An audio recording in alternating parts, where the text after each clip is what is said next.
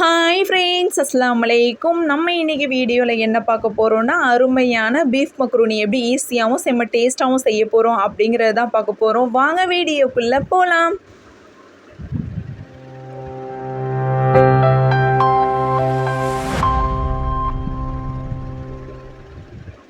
Beef மக்ரூனிக்கு தேவையான பொருட்கள்: beef எடுத்துக்கலாம், கேரட், பீன்ஸ், முட்டைக்கோஸ் நம்ம எடுத்துருக்கோம். பீஃபில் நம்ம எவ்வளோ எடுத்துக்கிறோமோ அதுக்கு கொஞ்சமாக உப்பு போட்டு அதை நம்ம ஒரு 10 மினிட்ஸ் இல்லை 15 மினிட்ஸ் அப்படியே நீங்கள் விட்டுட்டீங்க அப்படின்னா அதில் உள்ள கழிவுகள்லாம் இந்த மாதிரி வந்துடும். ஃப்ரெண்ட்ஸ் பாருங்கள், நான் காட்டுறேன் பாருங்கள். இந்த மாதிரி கழிவுகள், அதோடைய கழிவுகள் தான் இப்படி வெளியேறிடும்.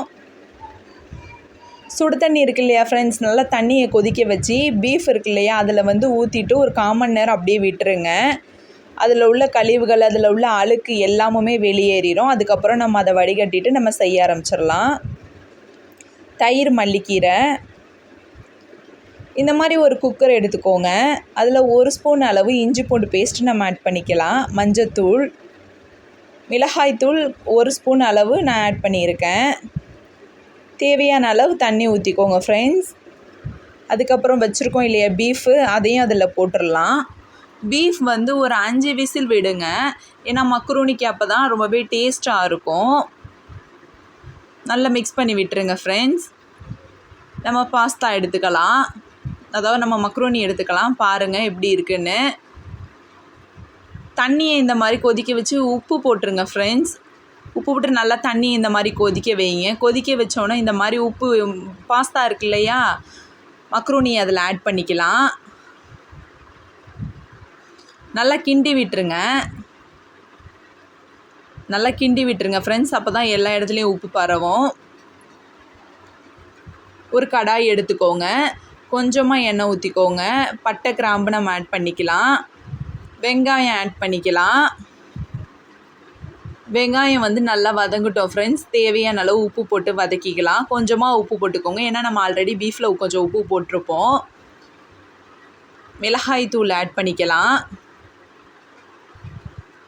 மிளகாய்த்தூள் போட்டுட்டு அது காரத்துக்காக தான் நம்ம போடுறோம் மிளகாய்த்தூள். ஏற்கனவே ஆல்ரெடி நம்ம அதில் வேறு மிளகாய்த்தூள் போட்டிருப்போம். மிளகாய்த்தூள் போட்டுட்டு கொஞ்சம் 1 ஸ்பூன் அளவு நீங்கள் இஞ்சி பூண்டு பேஸ்ட் ஆட் பண்ணிங்கன்னா கலர்ஃபுல்லாக நல்லா கலர் கொடுக்கும். அதுக்காக தான். தக்காளி ஆட் பண்ணிக்கலாம். நம்ம வச்சுருக்கோம் இல்லையா பீன்ஸ், முட்டைக்கோஸ், கேரட் எல்லாத்தையுமே ஆட் பண்ணிக்கலாம். நல்லா வதங்கட்டும் ஃப்ரெண்ட்ஸ். ஓரளவு நல்லா வதங்கட்டும். இந்த மாதிரி நல்லா கிண்டி விடுங்க. பச்சை மிளகாய் நம்ம ஆட் பண்ணிக்கலாம்.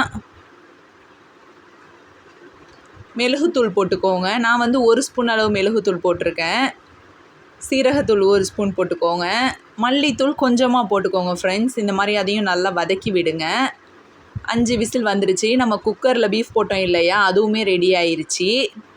இங்கே பாருங்கள், ஓரளவு நல்லா வெந்திருக்கு பீஃபு.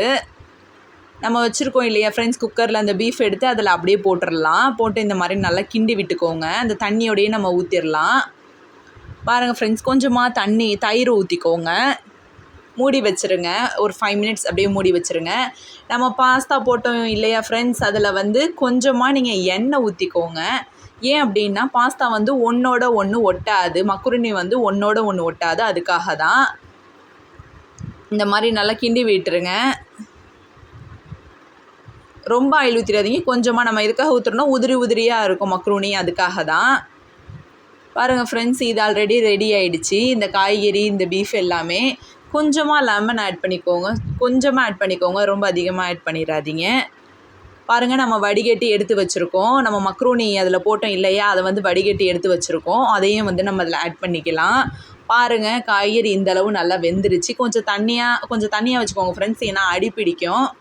இப்படி வச்சா தான் அந்த பாஸ்தாவோட, அந்த தண்ணியோட, அந்த காய்கறியோடு சேர்ந்து அந்த மசாலா சூப்பராக இருக்கும். பாருங்கள் ஃப்ரெண்ட்ஸ், இப்போ தான் மசாலா எல்லாமே அதில் ஆட் ஆகும். நல்லா இந்த மாதிரி கிண்டி விட்டுருங்க. இந்த பீஃப் பாஸ்தா செஞ்சு பாருங்கள் ஃப்ரெண்ட்ஸ், ரொம்பவே டேஸ்ட்டாக இருக்கும். வீட்டில் கண்டிப்பாக ட்ரை பண்ணி பாருங்கள். நம்ம கடைகளில் காசு கொடுத்து வாங்குறதோட இப்படி வீட்டிலே ஹெல்த்தியாக நம்ம செஞ்சு சாப்பிட்லாம். பாருங்கள், மல்லிக்கீரையை நம்ம அது மேலே தூவி விட்டுட்டு ஸ்டவ் ஆஃப் பண்ணிடுங்க, மூடி வச்சிடலாம். இதுதான் ஃப்ரெண்ட்ஸ் பாஸ்தா. ரொம்பவே டேஸ்ட்டாக இருக்கும். இந்த வீடியோ பிடிச்சிருந்துச்சு அப்படின்னா லைக் பண்ணுங்கள், ஷேர் பண்ணுங்கள், சப்ஸ்கிரைப் பண்ணுங்கள், கமெண்ட் பண்ணுங்கள்.